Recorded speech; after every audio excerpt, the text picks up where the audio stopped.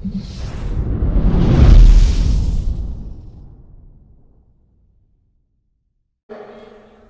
The Lord. വളരെ മനോഹരമായ ദൈവസാന്നിധ്യപൂരിതമായ അന്തരീക്ഷത്തിനായിട്ട് കർത്താവിനെ സ്തുതിക്കുന്നു, സ്തോത്രം ചെയ്യുന്നു.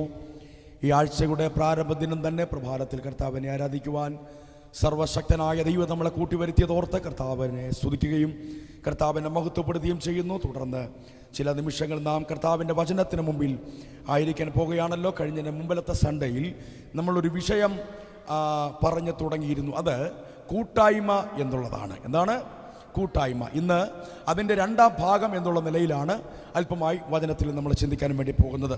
3 പ്രധാനപ്പെട്ട കൂട്ടായ്മകൾ, 3 കൂട്ടായ്മയെ പ്രധാനമായിട്ടുള്ളൂ. വിശുദ്ധ വേദപുസ്തകത്തിൽ നിന്ന്, പുതിയ നിയമത്തിൽ നിന്ന് നമുക്ക് കാണാനായിട്ട് കഴിയും. 1 പിതാവുമായിട്ടുള്ള കൂട്ടായ്മ, ഒന്ന് ചേർന്ന് പറഞ്ഞേ. 2 പുത്രനുമായിട്ടുള്ള കൂട്ടായ്മ. 3 പരിശുദ്ധാത്മാവുമായിട്ടുള്ള കൂട്ടായ്മ. വായിക്കണമെന്നില്ല. 1 യോഹന്നാന്റെ ലേഖനം 1:3 ഇങ്ങനെ വായിക്കുന്നത്: ഞങ്ങൾ കണ്ടും കേട്ടുമുള്ളത് നിങ്ങൾക്ക് ഞങ്ങളോട് കൂട്ടായ്മ ഉണ്ടാകേണ്ടതിന് നിങ്ങളോടും അറിയിക്കുന്നു. ഞങ്ങളുടെ കൂട്ടായ്മയോ പിതാവിനോടും. അപ്പോൾ 1 പിതാവുമായിട്ടുള്ള കൂട്ടായ്മ, 2 യേശു ക്രിസ്തുവുമായിട്ടുള്ള കൂട്ടായ്മ. ഇന്ന് നമ്മൾ പ്രധാനമായും ചിന്തിക്കാൻ പോകുന്നത് യേശു ക്രിസ്തുവുമായിട്ടുള്ള കൂട്ടായ്മ എന്നൊരു വിഷയമാണ്. അതിനെ ആധാരമായിട്ട് നമ്മൾ വായിക്കാൻ പോകുന്നത് 1 കൊരിന്ത്യർ ലേഖനം 1-ാമത്തെ അധ്യായം അതിൻ്റെ 9-ാമത് വാക്യമാണ്.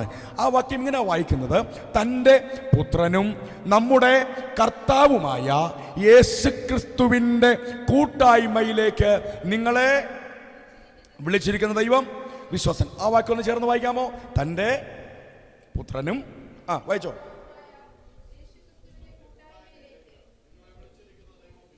ഒന്ന് പിതാവുമായിട്ടുള്ള കൂട്ടായ്മയാണെങ്കിൽ, 2 യേശുക്രിസ്തുവുമായിട്ടുള്ള കൂട്ടായ്മ. 3-ാമത്തെ കൂട്ടായ്മ അടുത്ത സൺഡേ കർത്താവിന്റെ വരവ് താമസിച്ചാൽ നമ്മൾ ചിന്തിക്കും. 2 കൊരിന്ത്യർ ലേഖനം 13:14 ഇങ്ങനെ വായിക്കുന്നു: കർത്താവായ യേശുക്രിസ്തുവിൻ്റെ കൃപയും ദൈവത്തിൻ്റെ സ്നേഹവും പരിശുദ്ധാത്മാവിൻ്റെ കൂട്ടായ്മയും. നമ്മൾ ആശീർവാദം പറഞ്ഞ് അങ്ങനെ അവസാനിപ്പിക്കുക.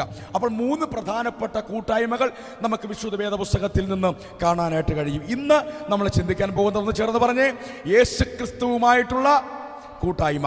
ദൈവമക്കളെ, നമ്മുടെ ജീവിതവുമായി ബന്ധപ്പെട്ട ഭൗതികമോ ആത്മീയമോ എന്തുമായിക്കൊള്ളട്ടെ, കർത്താവ് അതെല്ലാം ഹാൻഡിൽ ചെയ്യുന്നത് കർത്താവിൻ്റെ വചനത്താലാണ്. ഒന്ന് പറഞ്ഞേ, കർത്താവ് എന്നെ കൈകാര്യം ചെയ്യുന്നത് ദൈവത്തിൻ്റെ വചനത്തിൽ. വായിക്കണമെന്നില്ല. എബ്രായ ലേഖനം 1-ാമത്തെ അധ്യായം അതിന് 3-ാമത്തെ വാക്യം ഇങ്ങനെ വായിക്കുന്നത്: അവൻ്റെ തേജസ്സിൻ്റെ പ്രഭയും തത്വത്തിൻ്റെ മുദ്രയും, അടുത്തത് സകലത്തെയും തൻ്റെ ശക്തിയുള്ള വചനത്താൽ വഹിക്കുന്നവൻ. അപ്പോൾ എല്ലാറ്റിനെയും ഏതവസ്ഥയെയും കർത്താവ് കൈകാര്യം ചെയ്യുന്നത് തൻ്റെ വചനത്താലാണ്.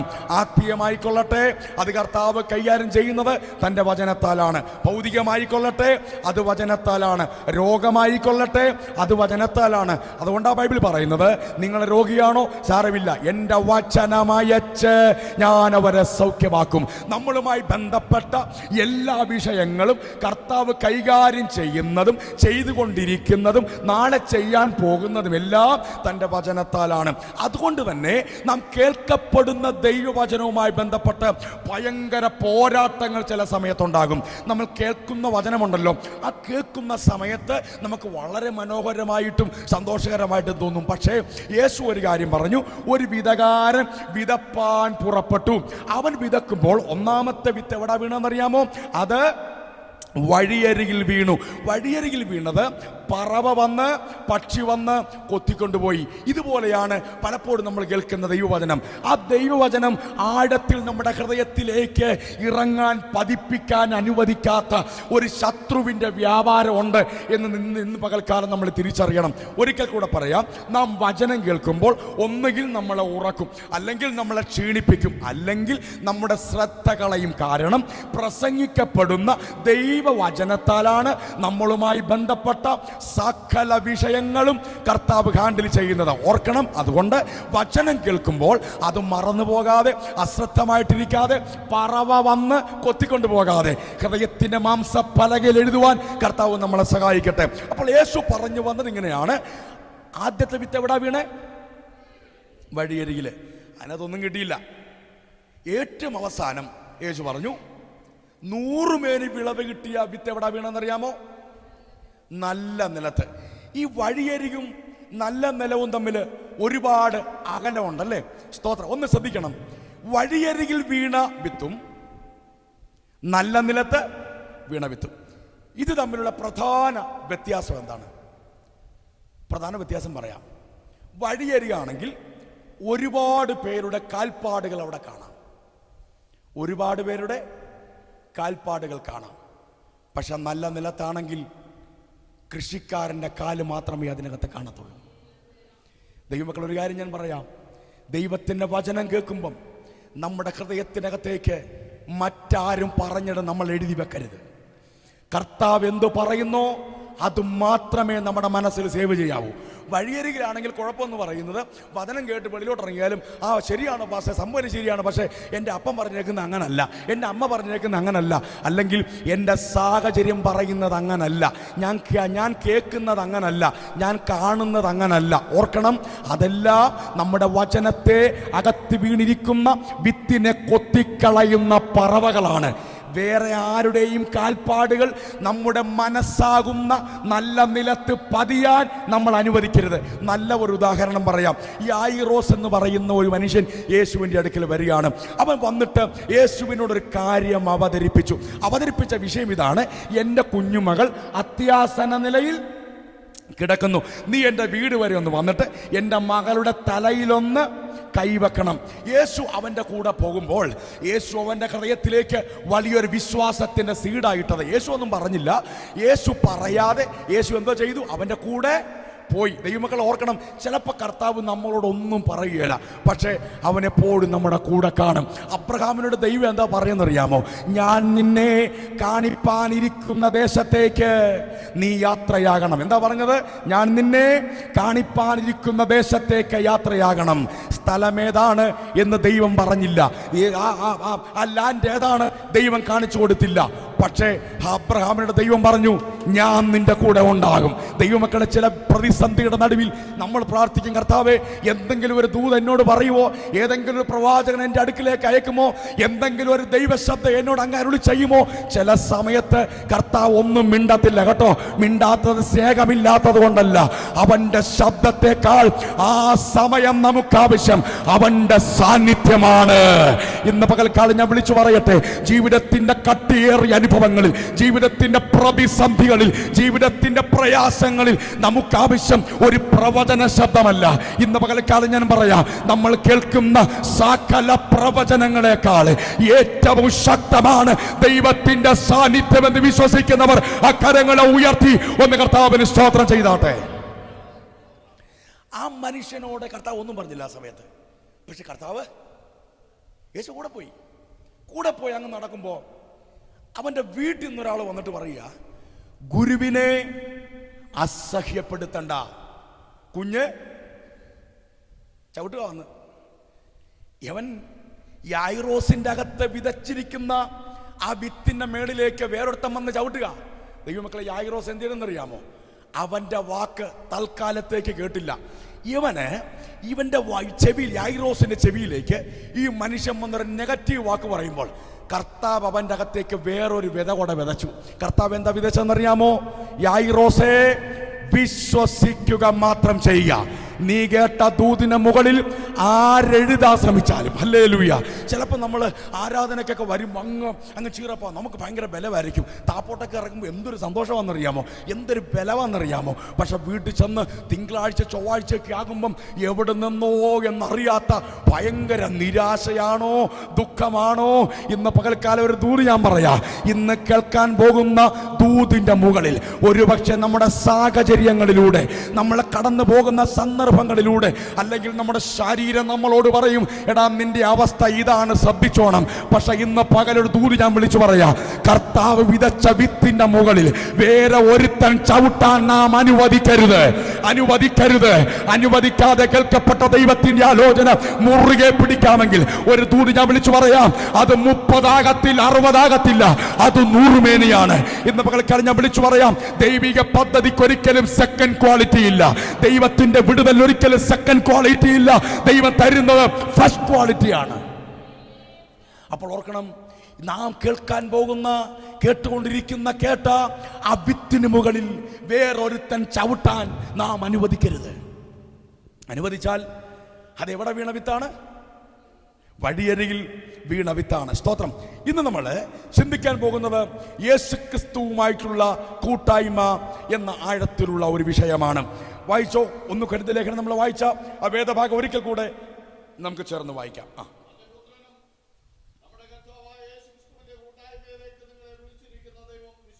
സ്തോത്രം.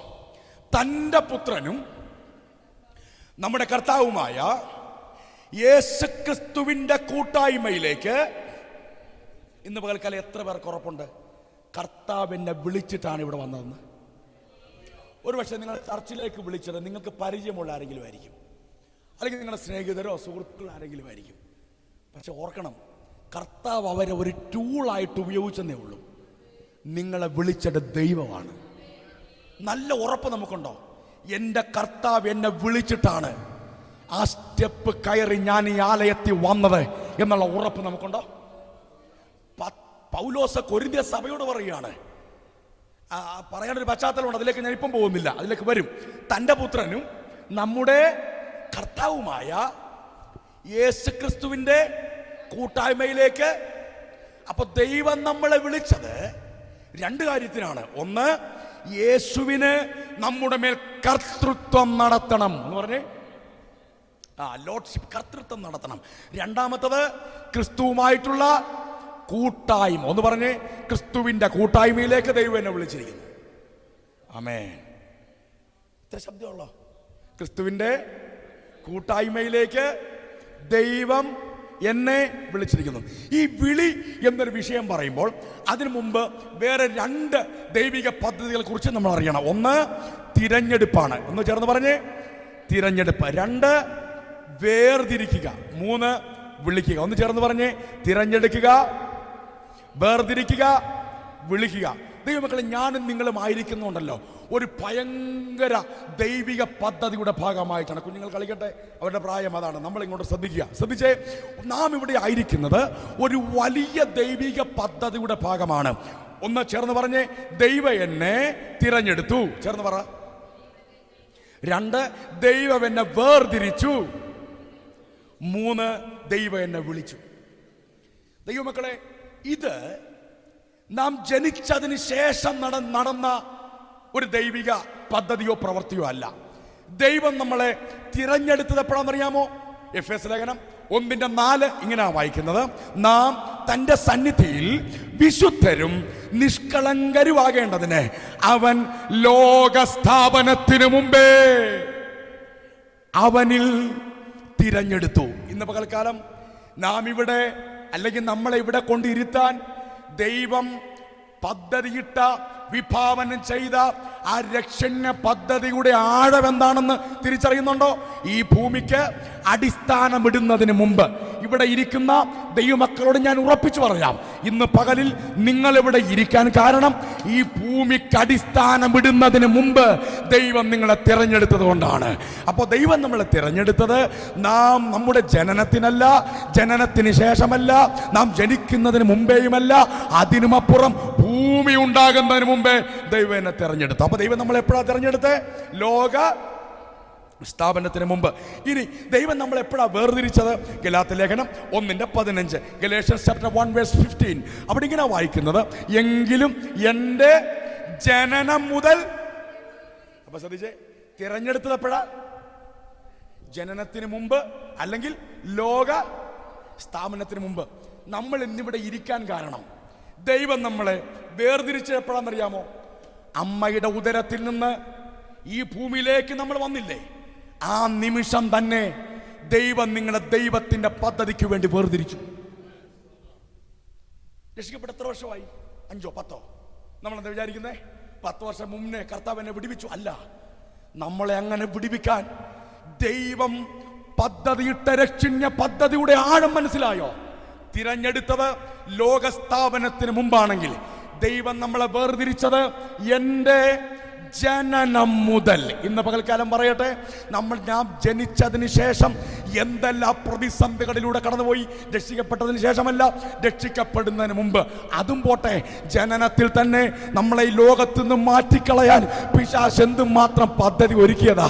എന്താ ഒന്നും നടക്കാതെ പോയത്?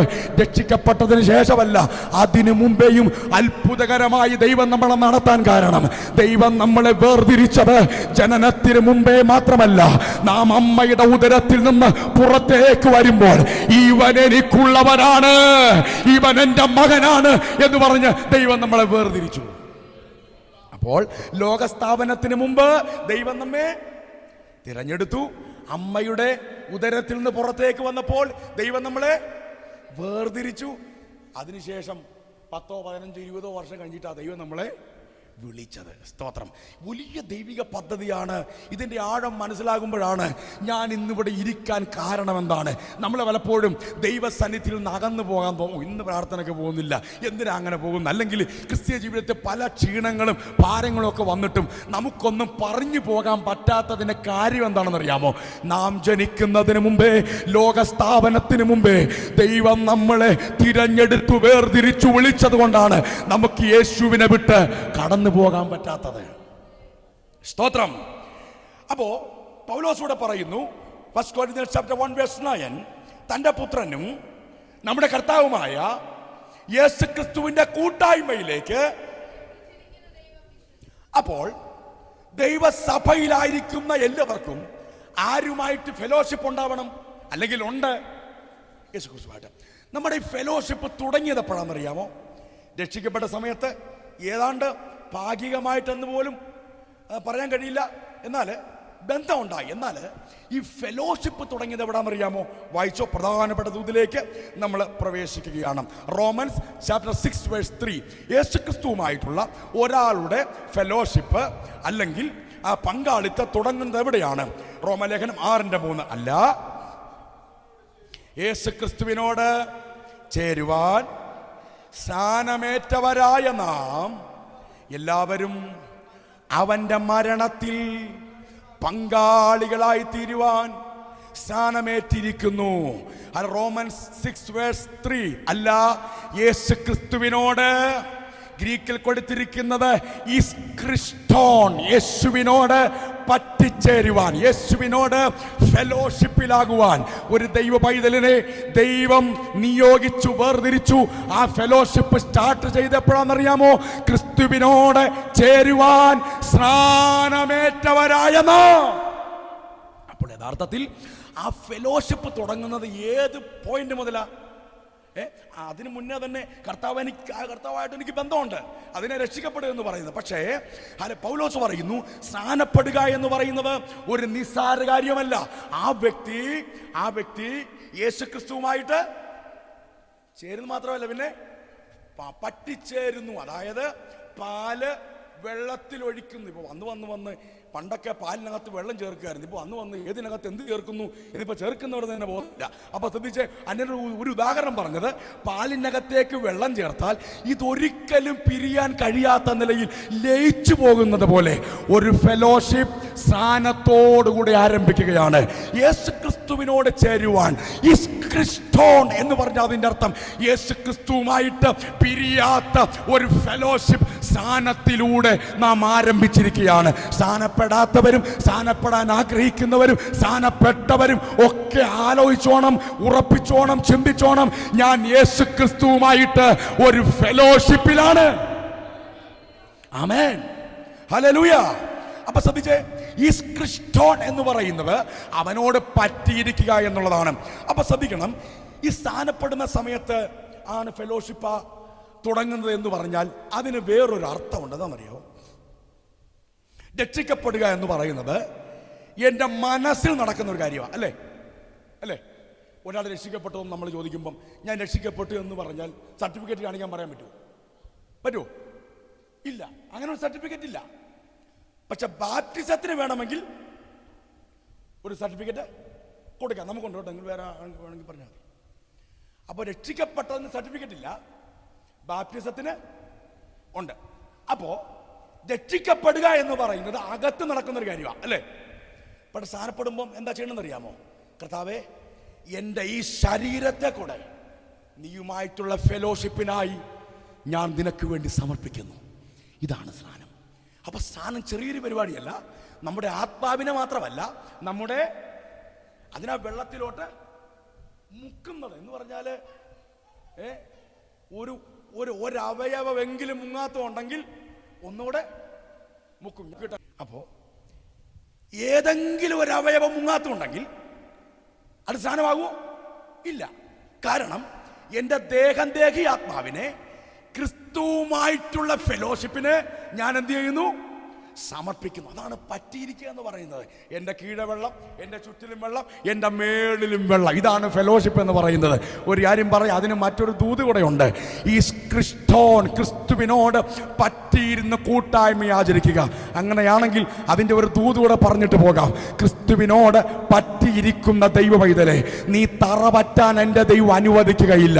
91 സങ്കീർത്തനത്തിൽ ഒരു വാക്യമുണ്ട്, അവൻ എന്നോട് പറ്റിയിരിക്കയാൽ ഞാൻ അവനെ വിടുവിക്കും. ഒന്ന് ചേർന്ന് പറഞ്ഞേ, അവൻ എന്നോട് പറ്റിയിരിക്കയാൽ ഞാൻ അവനെ വിടുവിക്കും. അവൻ എൻ്റെ നാമത്തെ അറിയയാൽ ഞാൻ അവനെ ഉയർത്തും. ദൈവത്തോട് പറ്റിയിരിക്കുന്ന ദൈവ പൈതലെ, നിന്നെ വിടുവിക്കാൻ നമ്മുടെ ദൈവം വിശ്വസ്തനോ. രണ്ട് വിടുതൽ നമുക്ക് ബൈബിൾ കാണാം. ഈ വിടുതൽ എന്ന് പറയുമ്പോഴേ ഒരുപാട് തെറ്റിദ്ധരിക്കപ്പെട്ട ഒരു വേർഡാണത്. ഒന്ന്, ആത്മീയ വിടുതലുണ്ട്. രണ്ട്, ഭൗതിക വിടുതലുണ്ട്. ആത്മീയ വിടുതലിനെ കുറിച്ചാണ് 1 തെസ്സലോനിക്ക ലേഖനം 1-ാമത്തെ അധ്യായം അതിന്റെ 10-ാമത് വാക്യം. അത് വേണമെങ്കിൽ ഒന്ന് നിങ്ങൾ വായിച്ചോ. തെസ്സലോനിക്കൻസ് ചാപ്റ്റർ 1:10, 1:10. അവൻ മരിച്ചവരുടെ ഇടയിൽ നിന്ന് ഉയർപ്പിച്ച തന്റെ പുത്രനും ഒന്നാമത്തെ വിടുതൽ. അതൊരു ആത്മീയ വിടുതലാണ് കേട്ടോ. അത് അല്ല, ഭൗതിക വിടുതലല്ല. രണ്ട് വിടുതൽ നമുക്കുണ്ട്. ഒന്നാമത്തെ വിടുതൽ വരുവാനുള്ള കോപത്തിൽ നിന്ന് നമ്മെ, ഒന്നാമത്തെ വിടുതൽ ഏതാണ്? വരുവാനുള്ള കോപം. അതേത് വിടുതലാണ്? വരുവാനുള്ള നിത്യനരകത്തിൽ നിന്ന്, നിത്യമരണത്തിൽ നിന്ന് നമുക്ക് വിടുതൽ തന്ന ദൈവത്തിന്റെ വിടുതലാണ് ഈ ലോകത്തിലെ ഏറ്റവും വലിയ വിടുതൽ. ഏറ്റവും വലിയ വിടുതൽ രോഗസൗഖ്യമാകുന്നതല്ല. ഏറ്റവും വലിയ വിടുതൽ ശുശ്രൂഷയിൽ പ്രയോജനപ്പെടുന്നതല്ല. ഏറ്റവും വലിയ വിടുതൽ നന്മകൾ കിട്ടുന്നതല്ല. ഏറ്റവും വലിയ വിടുതൽ സാമ്പത്തികം ലഭിക്കുന്നതല്ല. ഏറ്റവും വലിയ വിടുതൽ മറ്റൊന്നും കിട്ടുന്നതല്ല.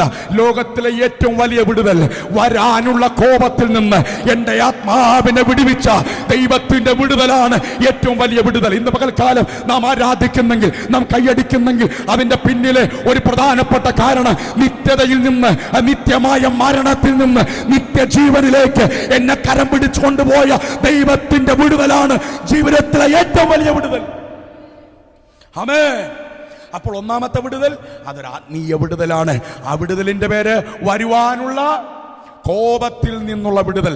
രണ്ടാമതൊരു വിടുതലുണ്ട്, അതാണ് ഭൗതിക വിടുതൽ. ഈ രണ്ട് വിടുതലും ദൈവം നമുക്ക് തരും. അതിനകത്ത് ഒരു മാറ്റവും വേണ്ട. ആത്മീയ വിടുതൽ മാത്രമല്ല, ഭൗതിക വിടുതലും ദൈവം നമുക്ക് തരും. അല്ല, അപ്പോസ്തല പ്രവൃത്തി 7:34 അല്ല, മിസ്രൈമിലെ ഇസ്രായേൽ ജനത്തിന്റെ കഥ പറഞ്ഞ് സ്തേഫാനോസ് പറയുന്നത് ഇങ്ങനെയാണ്: മിസ്രൈമിൽ എൻ്റെ ജനത്തിന്റെ പീഡ ഞാൻ കണ്ടു,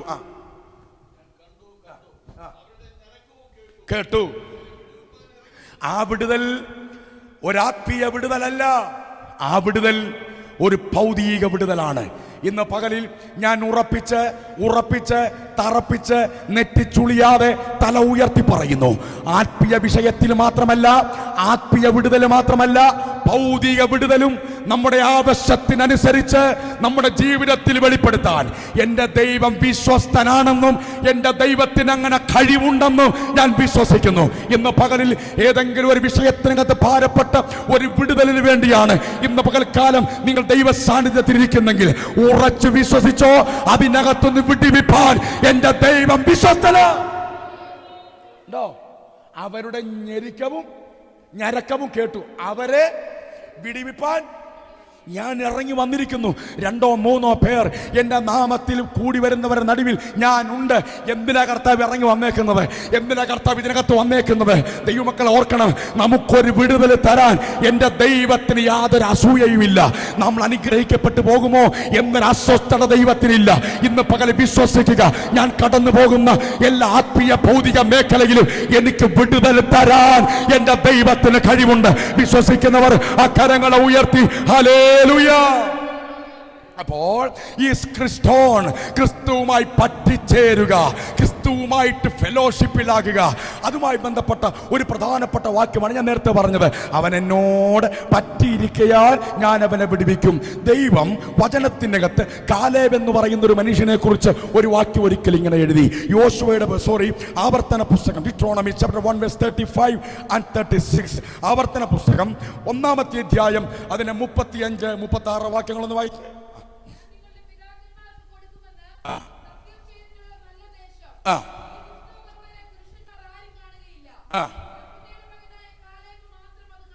അടുത്തത് പറ്റിച്ചു നിന്നല്ല, പിന്നെ യെഫൂന്നയുടെ മകനായ കാലേബ് മാത്രം അല്ല. എങ്ങനെ പറ്റി നിന്നു? പൂർണ്ണമായി പറ്റി നിന്ന്. ചേർന്ന് പറഞ്ഞേ. അപ്പം പറ്റുവാണെങ്കിൽ പറ്റി നിൽക്കണം, പറ്റി നിൽക്കുവാണെങ്കിൽ പൂർണ്ണമായി പറ്റി നിൽക്കണം. അങ്ങനെ പൂർണ്ണമായി പറ്റി നിന്ന കാലേബിനെ കുറിച്ച് കർത്താവ് പറഞ്ഞു കേട്ടോ. വായിച്ചോ. ഏതാ ദേശം? അതാണ് കാനാൻ ദേശം. അതാണ് വാഗ്ദത്ത ദേശം. ദൈവമക്കളെ, നമുക്കൊരു വാഗ്ദത്ത ദേശമുണ്ട്. അത് ഈ ലോകത്തിലെ സ്ഥലമൊന്നുമല്ല കേട്ടോ. നമുക്കൊരു വാഗ്ദത്ത ദേശമുണ്ട്. അതിവിടല്ല, നമ്മുടെ സ്ഥലം ഇവിടല്ല. ഹാലലി പാട്ടുകാരൻ പാടി, ഇവിടെ ഞാൻ വെറുമൊരു പരദേശി പോൽ, ഇവിടത്തെ പാർപ്പിടമോ വഴിയമ്പലം, ഇവിടെ ഞാൻ വെറുമൊരു പരദേശി പോൽ, ഇവിടത്തെ പാർപ്പിടമോ, എനിക്കെന്റെ യേശുവിനെ കണ്ടാൽ എന്ന് ചേർന്ന് പാടിക്കും.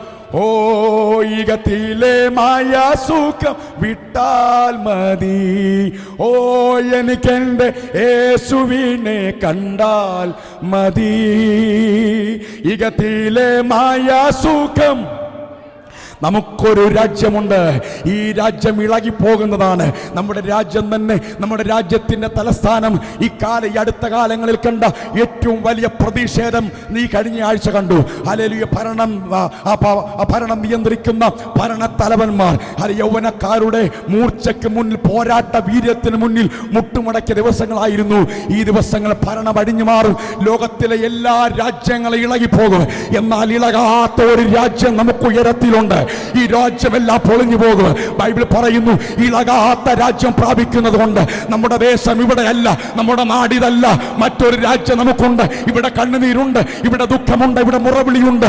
ഇതാ മനുഷ്യരോടുകൂടെ ദൈവത്തിന്റെ കൂടാരം. കണ്ണുനീരില്ലാത്ത, ദുഃഖമില്ലാത്ത, മുറവിളിയില്ലാത്ത, പ്രത്യാശ മാത്രമുള്ള മറ്റൊരു രാജ്യത്തിലേക്ക് നമ്മളെ കൊണ്ടുപോകാൻ നമ്മുടെ പ്രാണപ്രിയം മടങ്ങി വരാൻ പോകുകയാണ്. ആ പ്രത്യാശ ഉള്ളവർ ദൈവത്തിന് സ്തോത്രം ചെയ്തു. ഹല്ലേലൂയ. പൂർണ്ണമായി പറ്റി നിൽക്കുന്നവരെ ദൈവം കാനാനിൽ കൊണ്ടുപോകും. ഏതാ കാനാൻ? അമേരിക്ക ആണോ? UK ആണോ? പിന്നെ മഞ്ഞ് പെയ്യുന്ന സ്ഥലമാണോ? അല്ല, ഇതൊന്നുമല്ല.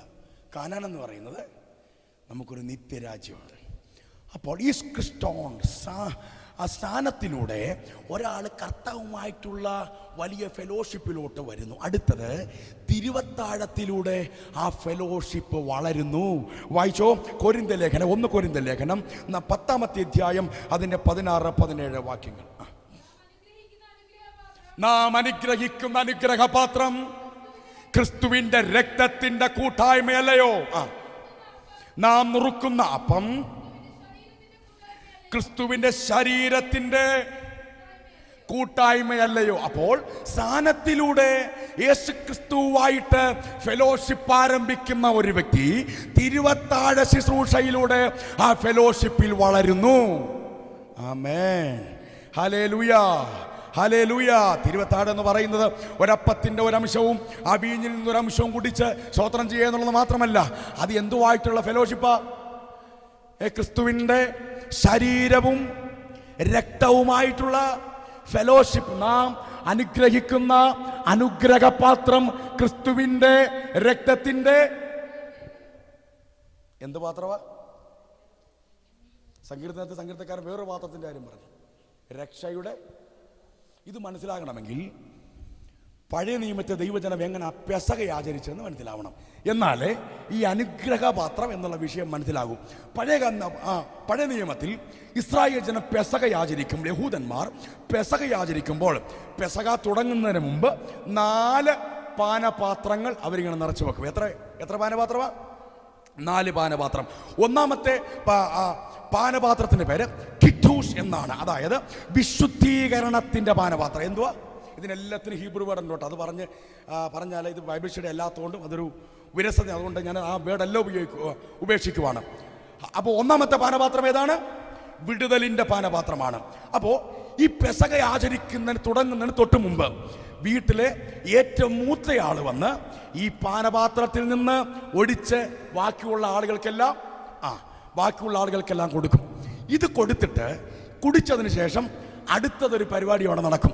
ഈ വീട്ടിലെ ഏറ്റവും മൂത്തയാള് അല്ലെങ്കിൽ അപ്പൻ അല്ലെങ്കിൽ മൂത്ത മകൻ, അപ്പൻ്റെ സ്ഥാനം വഹിക്കുന്ന ആൾ വന്നിട്ട് ഒരു തുണിയെടുത്ത് അരയിലോട്ട് ഒന്ന് ചുറ്റിയിട്ട് അവിടെ ഇരിക്കുന്ന സകലരുടെയും കാലുകൾ കഴുകും. അതുകൊണ്ടാണ് യേശു പെസക ആചരിച്ചപ്പോൾ ഒരു തുണിയെടുത്ത് അരയിൽ ചുറ്റി ശിഷ്യന്മാരുടെ കാല് കഴുകിയത്. കാല് കഴുകാൻ നേരത്ത് പത്രോസ് അല്പം വിസമ്മതം പറഞ്ഞപ്പം യേശു പത്രോസോട് പറഞ്ഞത് കേട്ടോ, പത്രോസേ, ഞാൻ നിന്റെ കാല് കഴുകുന്നില്ലെങ്കിൽ നിനക്ക് എന്നോടുകൂടെ പങ്കില്ല, ഫെലോഷിപ്പ് ഇല്ല. ശ്രദ്ധിച്ചേ. അപ്പോൾ ഒന്നാമത്തെ പാനപാത്രം വിശുദ്ധീകരണത്തിന്റെ പാനപാത്രം. രണ്ടാമതൊരു പാനപാത്രം ഇരിപ്പുണ്ട്. അതിന്റെ പേരാണ് വിടുതലിന്റെ പാനപാത്രം. അതായത് ആദ്യം വിശുദ്ധീകരണത്തിന്റെ പാനപാത്രത്തിന് അവർ കുടിക്കും. അതിനുശേഷം കാലുകഴുകൽ ശുശ്രൂഷ നടക്കും. അത് കഴിയുമ്പോൾ വീട്ടിലെ ഏറ്റവും ജൂനിയർ ഒരു കുട്ടി കാണുമല്ലോ, ആ കുട്ടി കാല് കഴുകിയ ഈ പെസകയ്ക്ക് നേതൃത്വം കൊടുക്കുന്ന അപ്പച്ചനോട് ചോദിക്കും, അപ്പച്ച, എല്ലാ രാത്രികളെക്കാളും, അതായത് പെസക നടക്കുന്നത് രാത്രിയാണല്ലോ, അപ്പൊ ഏറ്റവും ഇളയ കുട്ടി, അത് ദൈവത്തിന്റെ കൽപ്പന, അതിലേക്ക് ഞാൻ വരുന്നുണ്ട്. ഏറ്റവും ഇളയ കുട്ടി ഈ അപ്പച്ചനോട് ചോദിക്കും, അപ്പച്ച, എല്ലാ രാത്രികളെക്കാളും ഈ രാത്രിക്ക് എന്താണ് പ്രത്യേകത? അപ്പോൾ അപ്പച്ചനൊരു കാര്യം പറയും, മോനെ, ഇപ്പോൾ നിനക്ക് കുഴപ്പമൊന്നുമില്ല, പക്ഷെ ഞാനും നമ്മുടെ അപ്പന്മാരും ഇങ്ങനെയായിരുന്നില്ല. നമ്മുടെ അപ്പന്മാരങ്ങ് മിസ്രൈമിൽ കഷ്ടതയിലായിരുന്നു. ദൈവം അവരെ വിടുവിച്ചതിന്റെ ഓർമ്മയാണ് ഈ പാനപാത്രം. ഈ പാനപാത്രത്തിന്റെ പേരാണ് വിടുതലിന്റെ പാനപാത്രം. ഈ പാനപാത്രത്തിന് മറ്റൊരു പേരുണ്ട്, ഇതാണ് രക്ഷയുടെ പാനപാത്രം. ഹല്ലേലൂയ.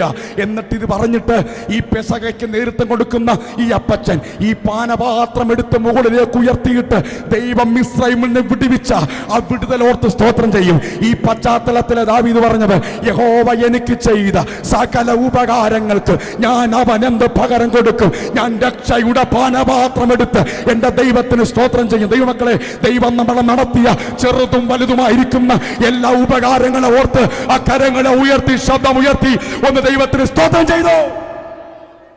ഒന്നാമത്തെ പാനപാത്രം വിടുതലിന്റെ വിശുദ്ധീകരണത്തിന്റെ പാനപാത്രം. രണ്ടാമത്തെ പാനപാത്രം രക്ഷയുടെ പാനപാത്രം അല്ലെങ്കിൽ വിടുതലിന്റെ പാനപാത്രം. മൂന്നാമത് ഒരു പാത്രമുണ്ട്, അതാണ് വീണ്ടെടുപ്പിന്റെ പാനപാത്രം, അതാണ് അനുഗ്രഹത്തിന്റെ പാനപാത്രം. അതായത് ഇതിൽ നിന്ന് കുടിക്കുമ്പോൾ പെസഹയുടെ അനുഗ്രഹം ഇത് കഴിക്കുന്നവരുടെ മേൽ വരും എന്ന് ദൈവം കൽപ്പിക്കുകയും അവരെങ്ങനെ വിശ്വസിക്കുകയും ചെയ്യുന്നു. നാലാമത് ഒരു പാനപാത്രമുണ്ട്, അതാണ് സ്തുതിയുടെ പാനപാത്രം. അതുകൊണ്ടാണ് ബൈബിളിൽ എഴുതിയിരിക്കുന്നത്, യേശു ശിഷ്യന്മാരും പെസക ആചരിച്ചിട്ട് അവസാനം സ്തോത്രം പാടിയ ശേഷം ഒലിവുമലയ്ക്ക് വാങ്ങിപ്പോയി. അപ്പോൾ പെസക കഴിഞ്ഞിട്ട് ഈ അവസാനത്തെ സ്തുതിയുടെ പാനപാത്രത്തിൽ നിന്ന് കുടിച്ച തൃപ്തരായതിനു ശേഷം അവർ സ്തോത്രം പാടി ഒലിവുമലയ്ക്ക് പോകും. അങ്ങനെയാണ് ഈ പെസക അവസാനിക്കുന്നത്. പറഞ്ഞു വരുന്നത്, ഈ അനുഗ്രഹത്തിന്റെ പാനപാത്രം എന്ന് പറയുന്നത് അതൊരു വീണ്ടെടുപ്പിന്റെ പാനപാത്രമാണ്. ദൈവമക്കളെ, ഇന്ന് പകൽക്കാലം വിശ്വസിക്കുന്നുണ്ടോ? പാപത്തിന്റെ കുഴിയിൽ കുഴഞ്ഞ ചേറ്റിൽ കിടന്ന നമ്മളെ യേശു തന്റെ തിരുനിണത്താൽ വീണ്ടെടുത്തു. ഞാൻ പാപിയായിരുന്നു, ഞാൻ ബലഹീനനായിരുന്നു, ഞാൻ ശത്രുവായിരുന്നു, ഞാൻ ദോഷിയായിരുന്നു. എന്റെ കർത്താവ് എന്നെ വീണ്ടെടുത്തതാണ് എന്നുള്ള ഉറപ്പുള്ള ദൈവമക്കൾ കർത്താവിന് സ്തോത്രം ചെയ്തോ? എന്റെ കർത്താവ് എന്നെ വീണ്ടെടുത്തതാണ്. ദൈവമക്കളെ, ഈ ദൈവ സാന്നിധ്യത്തിലേക്ക് വരാൻ നമുക്ക് എന്ത് യോഗ്യതയാണുള്ളത്? എന്തർഹതയാണുള്ളത്? ദൈവം നമ്മളെ വീണ്ടെടുത്തതാണ്. ഞാനൊരു കഥ കേട്ടിട്ടുണ്ട്, ഇവിടെ പറഞ്ഞിട്ടുണ്ടോ എന്ന് എനിക്കറിയത്തില്ല. ഹല്ലേലൂയ. ഒരു ആശാരി ചെറുക്കന് അവൻ്റെ അപ്പൻ ഒരു വള്ളമുണ്ടാക്കി കൊടുത്തു. അവൻ്റെ വീട് കടൽക്കരയിലായിരുന്നു. ആ കടൽക്കരയിൽ വൈകുന്നേരം സമയം സ്കൂൾ വിട്ട് വന്നിട്ട് അവൻ കടലിൽ പോയി ഈ വള്ളം ഒഴുക്കി കളിക്കും. അങ്ങനെ ഒരു വേള ഈ വള്ളം കടലൊഴുക്കി ഒഴുക്കി ഇങ്ങനെ കളിക്കുന്ന സമയത്ത് ഈ തിരമാല വന്ന് വള്ളത്തെയും കൊണ്ട് ഒരൊറ്റ പോക്ക്, കളിവള്ളമല്ലേ, ഈ വള്ളത്തെയും കൊണ്ടുപോയി. അവൻ ഇങ്ങനെ ചങ്കത്തടിച്ച് ഇങ്ങനെ കരഞ്ഞിട്ട് പറഞ്ഞു, അല്ലയോ കടലമ്മേ, എൻ്റെ വള്ളം തരുന്നില്ലേ? അവൻ്റെ വള്ളത്തെയും കൊണ്ട് തിരമാലകൾ അങ്ങ് ആഴത്തിലേക്ക് പോയി കഴിഞ്ഞു. ചില ദിവസങ്ങൾ കഴിഞ്ഞു, ചില ആഴ്ചകൾ കഴിഞ്ഞപ്പോൾ അവൻ്റെ അടുത്തുള്ള ചായക്കടയിൽ ചായ മേടിക്കാൻ, നമ്മുടെ നാട്ടുഭാഷയിൽ പറഞ്ഞ സ്നാക്സ് മേടിക്കാൻ പോയി. അവിടെ ഇരിക്കുന്ന സമയത്ത് അദ്ദേഹം കാണുന്ന കാഴ്ച, അവൻ്റെ ഈ വള്ളം, അവൻ്റെ അപ്പൻ ഉണ്ടാക്കി കൊടുത്ത വള്ളമുണ്ടല്ലോ, ആ കടയിലെ ചില്ലുകൂട്ടിൽ ഇരിക്കുകയാണ്. അവൻ ഈ കടക്കാരനോട് പറഞ്ഞു, ചേട്ടാ അതെൻ്റെ വള്ളമാണ്, അത് എനിക്ക് വേണം, എൻ്റെ അപ്പൻ എനിക്കുണ്ടാക്കി തന്നതാണ്. കടക്കാരൻ പറഞ്ഞില്ല, ഞാനൊരു മുക്കുവൻ്റെ കയ്യിൽ നിന്ന് വില കൊടുത്ത് മേടിച്ചതാണത്, നിന്റെ അല്ല, എൻ്റെ വള്ളമാണ്. അവൻ ബഹളം ഉണ്ടാക്കി സമ്മതിച്ചില്ല. അവൻ വീട്ടിൽ പോയി അപ്പനോട് പറഞ്ഞു, അപ്പൻ എനിക്കുണ്ടാക്കി തന്ന വള്ളം നഷ്ടമായി പോയെങ്കിലും ഞാനതിനെ കണ്ടുപിടിച്ചു. അത് നമ്മുടെ അടുത്ത ചായക്കടയിൽ ആ ചില്ലുകൂട്ടിൽ ഇരിപ്പുണ്ട്. അപ്പൻ പറഞ്ഞു, നീ അവനോട് ചോദിക്ക് ആ വള്ളത്തിന് എത്ര രൂപ വേണമെന്ന്. ഇവൻ ഒറ്റ ഓട്ടത്തിന് ആ കടയിലോട്ട് ചെന്നിട്ട് അതിന്റെ ഓണറോട് ചോദിച്ചു, ചേട്ടാ എനിക്ക് ആ വള്ളം വേണം, അതെന്റെ പ്രാണനാണ്, അതെന്റെ ജീവനാണ്, എനിക്ക് കളിക്കാൻ വേറെ ഒന്നുമില്ല, എനിക്കത് വേണം. ഈ കടക്കാരൻ പറഞ്ഞു, ഇത്ര രൂപ തരികയാണെങ്കിൽ ഞാൻ നിനക്ക് ഈ വള്ളം തരാം. ആ പയ്യനുണ്ടല്ലോ, ആ കുട്ടി, ആ കടക്കാരൻ പറഞ്ഞ അത്രയും പണം എണ്ണി കൊടുത്തിട്ട് ആ ചില്ലുകൂട്ടിൽ നിന്ന് അവൻ്റെ വള്ളത്തെ ഇങ്ങനെ വാരിയെടുത്തിട്ട് നെഞ്ചോട് ചേർത്ത് പിടിച്ചിട്ട് അവൻ പൊട്ടിക്കരഞ്ഞുകൊണ്ട് ഇങ്ങനെ പറഞ്ഞു, ഒരിക്കൽ എൻ്റെ അപ്പൻ നിന്നെ എനിക്കുണ്ടാക്കി തന്നു, ദാ ഇപ്പോൾ ഞാൻ നിന്നെ വിലക്ക് വാങ്ങിയിരിക്കുന്നു. ഒരിക്കൽ ഞാൻ നിന്നെ നിർമ്മിച്ചു, ഇപ്പോൾ ഞാൻ നിന്നെ വിലക്ക് വാങ്ങി. ദൈവമക്കളെ, ഇത് ആ വള്ളത്തിന്റെ കഥയല്ല, ഇത് നമ്മുടെ ഓരോരുത്തരുടെയും കഥയാണ്. ഒരിക്കൽ ദൈവത്തിന്റെ കൈപ്പണിയായി നിർമ്മിക്കപ്പെട്ട നാം, പാപത്തിന്റെ പരിണത ഫലമായി അകന്നു പോയ നാം, ഒരിക്കൽ ദൈവം നമ്മളെ അവന്റെ കൈയാൽ നിർമ്മിച്ചു. മറ്റൊരിക്കൽ തന്റെ പുത്രനായ യേശുവിന്റെ രക്തം വിലക്ക് കൊടുത്ത് നമ്മളെ വിലക്ക് വാങ്ങി. അതുകൊണ്ടാണ് പൗലോസ് പറയുന്നത്, നിങ്ങൾ വിലക്ക് വാങ്ങപ്പെട്ടിരിക്കുകയാൽ നിങ്ങൾ താന്താങ്ങൾക്കുള്ളവരല്ല, നിങ്ങളെ വിലക്ക് വാങ്ങിയവനായി ജീവിക്കണം എന്ന് പകൽക്കാലം വിളിച്ചു പറയാ. അതിന്റെ മറ്റൊരു വശമുണ്ട്. നിനക്കെതിരെ ഏത് പിശാചു പദ്ധതി ഒരുക്കിയാലും, നിനക്കെതിരെ ഏത് പിശാചു വെല്ലുവിളിച്ചാലും, ഞാനും നിങ്ങൾ യേശുവിന്റെ രക്തത്താൽ വിലക്ക് വാങ്ങപ്പെട്ടവരാണെങ്കിൽ ഒരു കാര്യം ഉറച്ചു വിശ്വസിക്കുക, എനിക്കൊരു ഉടമസ്ഥനുണ്ട്, എനിക്കൊരു ഉടയവനുണ്ട്. ഈ അടൂരുള്ള, ഈ പത്തനംതിട്ട ജില്ലയിലുള്ള സകല പിശാചുക്കൾ നിനക്കെതിരെ തട്ടിട്ട് തുള്ളിയാലും ഒരു കാര്യം വിളിച്ചു പറയാ, നിന്നെ തൊടാൻ പറ്റത്തില്ല. കാരണം നമ്മുടെ വില യേശുവിന്റെ രക്തത്തിന്റെ വിലയാ. ആമേൻ. ഒന്ന്, സ്നാനത്തിലൂടെ ഒരു വ്യക്തി കൂട്ടായ്മയിലേക്ക് അടുത്തു വരുന്നു. 2, തിരുവത്താഴത്തിലൂടെ അല്ലെങ്കിൽ വീണ്ടെടുപ്പിലൂടെ അതിനെ ഓർമ്മിച്ചുകൊണ്ട് ആ കൂട്ടായ്മയിൽ പുരോഗമിക്കുന്നു. സ്തോത്രം. ദൈവമക്കളെ, ഇനി അതിപ്രധാനമായ മറ്റൊരു വിഷയത്തിലേക്ക് നമ്മൾ പോവുകയാണ്. മറ്റൊരു വിഷയമല്ല, ഇതിൻ്റെ ഒരു തുടർച്ച തന്നെ. ഈ സ്നാനവും തിരുവത്താഴവും യേശുവുമായിട്ടുള്ള കൂട്ടായ്മയാണ് എന്ന് വചനം നമ്മൾ കണ്ടു. എന്നാൽ ഈ സ്നാനവും തിരുവത്താഴ ശുശ്രൂഷയിലുമുള്ള ഈ കൂട്ടായ്മ നമ്മളെ മറ്റൊരു കൂട്ടായ്മയിലേക്ക് നടത്തുന്നു. അതായത് ഈ സ്നാനവും തിരുവത്താഴവും സത്യം പറഞ്ഞാൽ വേറെ ഒരു കൂട്ടായ്മയിലേക്കുള്ള വലിയ ഡോറാണ്. ഒന്ന് വായിച്ചോ, ആക്ട്സ് ചാപ്റ്റർ 2, അപ്പോസ്തല പ്രവൃത്തി 2-ാമത്തെ അധ്യായം, അതിന്റെ 41-42. സ്നാനമേറ്റു.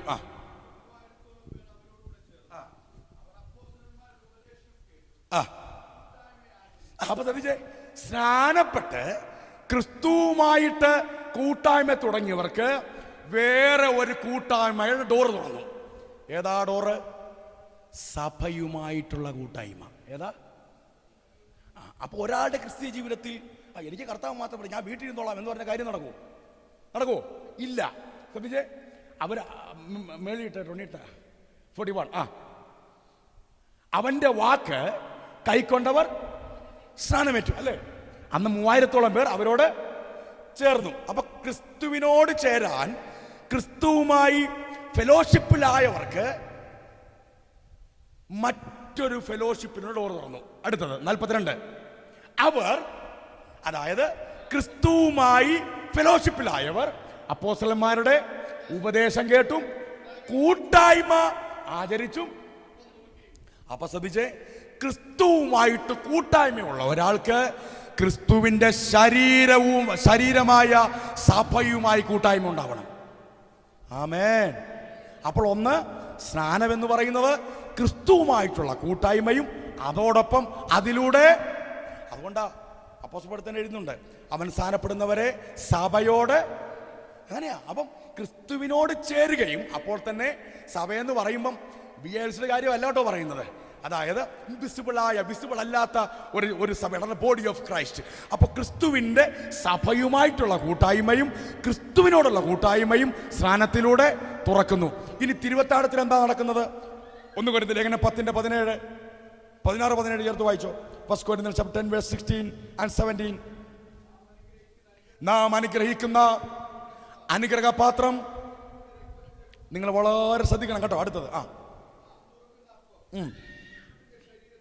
അപ്പൊ ക്രിസ്തുവിന്റെ ശരീരത്തോടുള്ള കൂട്ടായ്മ.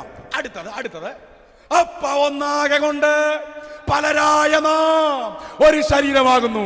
അപ്പോൾ സ്നാനവും തിരുവത്താഴവും ക്രിസ്തുവുമായിട്ടുള്ള കൂട്ടായ്മയാണ്. സമ്മതിക്കുന്നു, അംഗീകരിക്കുന്നു. അംഗീകരിച്ച നമ്മൾ മറ്റൊരു കാര്യം കൂടെ അംഗീകരിച്ച് വെക്കൂ. സ്നാനവും തിരുവത്താഴവും ദൈവത്തിന്റെ ക്രിസ്തുവിന്റെ ശരീരമായ സഭയുമായിട്ടുള്ള കൂട്ടായ്മ കൂടെയാണ്. ആമേൻ. അപ്പോൾ രക്ഷിക്കപ്പെട്ട് സ്നാനപ്പെട്ട് തിരുവത്താഴം എടുക്കുന്നയാള് വീട്ടിൽ നിന്ന് കൈയടിച്ചാൽ മതിയോ? പോരാ. പിന്നെ എവിടെ വരണം? സഭയിൽ വരണം. അതെന്തിനു വേണ്ടിയാ? കൂട്ടായ്മ. ഞാനൊരു കാര്യം പറയാം, നമ്മൾ ചെയ്യുന്ന മിക്കവാറും എല്ലാ കാര്യങ്ങളും നമുക്ക് വീട്ടിൽ നിന്ന് ചെയ്യാൻ പറ്റും. നമുക്ക് വീട്ടിൽ നിന്ന് പാട്ട് പാടി ദൈവത്തെ സ്തുതിക്കാൻ പറ്റത്തില്ലേ? പറ്റും. പിന്നെ അന്യഭാഷ പറയാൻ പറ്റത്തില്ലേ? വീട്ടിൽ നിന്ന് ബൈബിൾ വായിക്കാൻ പറ്റത്തില്ലയോ? പറ്റും. പ്രസംഗം കേൾക്കാൻ പറ്റത്തില്ലയോ? ഇതിനേക്കാളും നല്ല പ്രസംഗം യൂട്യൂബിലുണ്ട്. പറ്റത്തില്ലയോ? പറ്റും. പക്ഷെ വീട്ടിൽ വെച്ച് നടക്കാത്തൊരു കാര്യമുണ്ട്, അതാണ് ഫെലോഷിപ്പ്. അത് വീട്ടിലിരുന്നാൽ നടക്കില്ല. അപ്പൊ രക്ഷിക്കപ്പെട്ട് യേശുവിനെ സ്വീകരിച്ച് കൂട്ടായ്മ തുടങ്ങി തിരുവത്താഴത്തിലൂടെ കൂട്ടായ്മയിൽ വർദ്ധിക്കുന്ന ഒരാൾക്ക് പിന്നെ എന്താവശ്യമാണ്? സഭയുമായിട്ടുള്ള ഫെലോഷിപ്പ് വീട്ടിലിരുന്നാൽ നടക്കത്തില്ല. ഫെലോഷിപ്പ് എന്ന് പറയുന്നത് ബൈബിളിൽ ഒരു വാക്യമുണ്ട്. എന്തിനാണ് നമ്മുടെ സഭയിൽ കൊണ്ടുവന്നതൊക്കെ അറിയാമോ? ദൈവസ്നേഹത്തിന്റെ ഉയരവും നീളവും വീതിയും ആഴവും സകല വിശുദ്ധന്മാരോടും കൂടെ ഗ്രഹിക്കണം. അപ്പൊ ദൈവസ്നേഹം ഗ്രഹിക്കണമെങ്കിൽ എവിടെ വരണം? അല്ലെങ്കിൽ ആരുമായിട്ട് ബന്ധം ഉണ്ടാകണം? ഒന്നുകൂടെ പറയാം. ദൈവസ്നേഹത്തിന്റെ നീളവും വീതിയും ഉയരവും ആഴവും സകല വിശുദ്ധന്മാരോടും കൂടെ. നിരാശപ്പെട്ട് ഇങ്ങനെ വരുമ്പോഴാ ഒരു സഹോദരൻ കൈ തന്നിട്ട് പ്രൈസ് ദ ലോർഡ് എന്ന് പറയുമ്പോൾ ഹൃദയത്തിനകത്തോട്ട് ഭയങ്കര, അതെന്താണെന്നറിയാമോ? അതാണ് ഫെലോഷിപ്പ്. അല്ലെങ്കിൽ ആരുമില്ലെന്ന് വിചാരിക്കുന്ന ഒരാള് ഇങ്ങനെ ഇരിക്കും, കൈ തന്ന് ഒന്ന് വിശുദ്ധ ചുമനൊക്കെ കൊടുക്കുമ്പോൾ നമുക്ക് തോന്നും എനിക്ക് ആരൊക്കെയോ. ദൈവമക്കളെ, അതാണ് ഫെലോഷിപ്പ്. അത് വീട്ടിൽ വെച്ച് നടക്കത്തില്ല. അപ്പോൾ ഓർക്കണം, സ്ഥാനത്തിലൂടെ തിരുവത്താഴ ശുശ്രൂഷ എടുത്ത് കൂട്ടായ്മ ആചരിക്കണം. ദൈവമക്കൾ ഓർത്തോണം, അത് ആരുമായിട്ടുള്ള കൂട്ടായ്മ? ക്രിസ്തുവിന്റെ ശരീരവും രക്തവുമായിട്ടുള്ള കൂട്ടായ്മ. അടുത്ത വാക്യം, അപ്പം ഒന്നാകെ കൊണ്ട് പലരായ നാം ഒരു ശരീരമാകുന്നു. തിരുവത്താഴം എടുക്കുന്ന ദൈവപൈതൽ 2 കൂട്ടായ്മക്ക് ഉത്തരവാദിയാണ്. 1 ക്രിസ്തുവുമായിട്ടുള്ള കൂട്ടായ്മ, 2 അവന്റെ ശരീരമായ സഭയുമായിട്ടുള്ള കൂട്ടായ്മ. അതിലേക്ക് നമ്മൾ വരികയാണ്. അത് വരുമ്പോൾ 1 ജോൺ 1 യോഹന്നാന്റെ ലേഖനം 1-ാമത്തെ അധ്യായം അതിന്റെ 3-ാമത് വാക്യം ഒന്ന് വായിച്ചേ. 3-ാമത് വാക്യം 1 യോഹന്നാൻ 1:3. ഞങ്ങൾ കണ്ടും കേട്ടുമുള്ളത്. അപ്പൊ ശ്രദ്ധിച്ചേ, ക്രിസ്തുവുമായിട്ടുള്ള കൂട്ടായ്മ നമ്മൾ കണ്ടു. അടുത്തത് നിങ്ങൾക്ക് മതി ഒന്ന് ചേർന്ന് പറഞ്ഞേ. നിങ്ങൾക്ക് ഞങ്ങളോട്. അപ്പൊ ക്രിസ്തുവിന്റെ കൂട്ടായ്മ മാത്രം മതിയോ നമുക്ക്? എൻ്റെ കൂടെ വരുന്നോ? ഉണ്ടോ എൻ്റെ കൂടെ? ഒരു വലിയ കാര്യം പറയാനാ. അപ്പൊ നിങ്ങൾക്ക് ഞങ്ങളോടുള്ള. അപ്പൊ സഭ വരുന്നത് കൈയടിക്കണം, സ്വോത്രം പൊട്ടണം. ഉടനെ വണ്ടി എടുത്ത് പിന്നെ വീട്ടിൽ നിന്നാ പോരെ. എന്തിനാണ് ചർച്ച വരുന്നത്? നമ്മൾ ഈ പറഞ്ഞ സകല കാര്യങ്ങളും വീട്ടിൽ നടക്കും. പക്ഷെ വീട്ടിൽ നടക്കാത്തൊരു കാര്യം നടത്താൻ വേണ്ടിയാ ചർച്ച വരുന്നേ. അതെന്താണെന്നറിയാമോ? അതാണ് ഫെലോഷിപ്പ്. നിങ്ങൾക്ക് ഞങ്ങളോടുള്ള, വായിച്ചോ, വായിച്ചോ, ഞങ്ങൾ കണ്ടും കേട്ടുമുള്ളത്, നിങ്ങൾക്ക് ഞങ്ങളോട് കൂട്ടായ്മ ഉണ്ടാകേണ്ടതിന്. ഞങ്ങൾ ഈ പാടുന്ന, പ്രസംഗിക്കുന്ന, എഴുതുന്നൊക്കെ എന്തിനാണെന്നറിയാമോ? നമുക്ക് തമ്മിൽ ഒരു ഫെലോഷിപ്പ് ഉണ്ടാകാൻ വേണ്ടിയാ. ദൈവമക്കളെ, ദൈവസഭ സമം കൂട്ടായ്മ. കയ്യടിയല്ല, അന്യഭാഷയല്ല, സ്വതന്ത്രം. ഇതൊക്കെ ഉണ്ട്, ഇതൊക്കെ അതിൻ്റെ ഒരു പാർട്ടാണ്. പക്ഷെ ദൈവസഭ എന്ന് പറഞ്ഞാൽ നമ്മൾ ഏറ്റവും കൂടുതൽ സന്തോഷിക്കുന്ന ഒരു സ്ഥലമാകണം. ആമേൻ. സഭയിൽ വന്നിട്ട് സന്തോഷമില്ലെങ്കിലും ഇല്ലെങ്കിൽ ഒരു കാര്യം ഓർത്തണം, you are in wrong place. നിങ്ങളുടെ കൃത്യസ്ഥലത്തല്ല. കൃത്യസ്ഥലത്താണോ സഭയിൽ വരുമ്പോൾ സന്തോഷം ഉണ്ടാകും. ഉണ്ടാകാത്തത് എന്തുകൊണ്ടാ? അതിലേക്കാണ് ഞാൻ വരുന്നത്. അപ്പോൾ ഈ ചർച്ചിന്റെ ഫെലോഷിപ്പ് എന്ന് പറയുന്നത്, ചിലർ ചർച്ചിൽ പോകുന്നത് എന്തിനാണെന്നറിയാവോ? എന്തായാലും പള്ളി ഞായറാഴ്ച പോകണം. ഇപ്പം അങ്ങോട്ട് പോകാൻ പറ്റുമോ? ഓർത്തഡോക്സിലോട്ട് പോകാൻ പറ്റുമോ? അവിടെ പേരും വെട്ടി എല്ലാം വെട്ടി. അപ്പം പിന്നെ എവിടെയെങ്കിലും പോകണം. പിന്നെ ഇപ്പം നാളെ ചാകുകയാണെങ്കിൽ എവിടെയെങ്കിലും ഒന്ന് കുടിച്ചിടണമല്ലോ. ദൈവമക്കളെ, അതല്ല ചർച്ച. സഭ എന്ന് പറഞ്ഞാൽ അതല്ല. സഭ നമ്മുടെ ആത്മാവിൽ ഏറ്റവും കൂടുതൽ നമുക്കൊരു ഹാപ്പിനെസ് കിട്ടുന്ന സ്ഥലമായിരിക്കണം. ഇല്ലെങ്കിൽ ആ ചർച്ച് തന്നെ റോങ് ആണ്. നിങ്ങൾ റോങ് സ്ഥലത്താണ് നിൽക്കുന്നത്.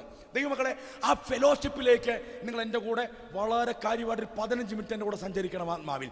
അപ്പോൾ നമ്മളെ ആ ഫെലോഷിപ്പിലോട്ട് കൊണ്ടുപോകുന്നത് എങ്ങനെയാണെന്നറിയാമോ? 1 Corinthians chapter 1 verse 9 and 10 നമ്മൾ വായിച്ച ആ വാക്യത്തിൽ തന്നെ അതുണ്ട്. തൻ്റെ പുത്രനും